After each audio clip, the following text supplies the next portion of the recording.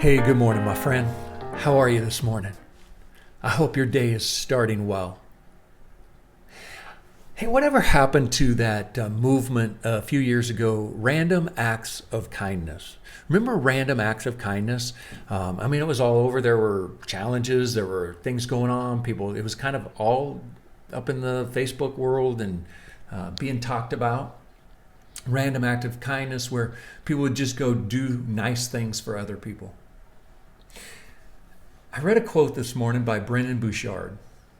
I want to read it for you. Here's what he says. Kindness is not an idea, a thought, or philosophy. It is a demonstration of care, acknowledgement, and humanity toward another. It is something you do, an act of recognizing a person and extending a simple gesture of goodness their way. It's an action that comes from a higher intent of respect and empathy for others, which compels us to be kind whether or not others have earned it, have asked for it, or will reciprocate it. Kindness is the how and outcome of the golden rule. What we are asked to do unto others is be kind. Man, as I was thinking about that this morning, there was this piece in there that jumped out at me. It's this line where he says, which compels us to be kind whether or not others have earned it, have asked for it, and get this, or will reciprocate it. And I think that's where we get hung up sometimes. I think so many of us are willing to be kind if somebody else is kind. We're willing to be kind to the right kind of people. We're willing to be kind to those that are kind back.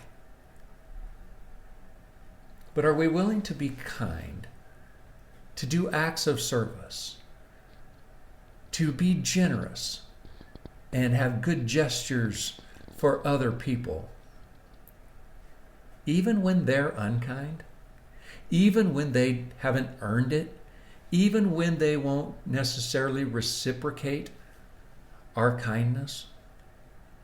I think about this in marriage relationships and how often in those dynamics we're kind to our spouse until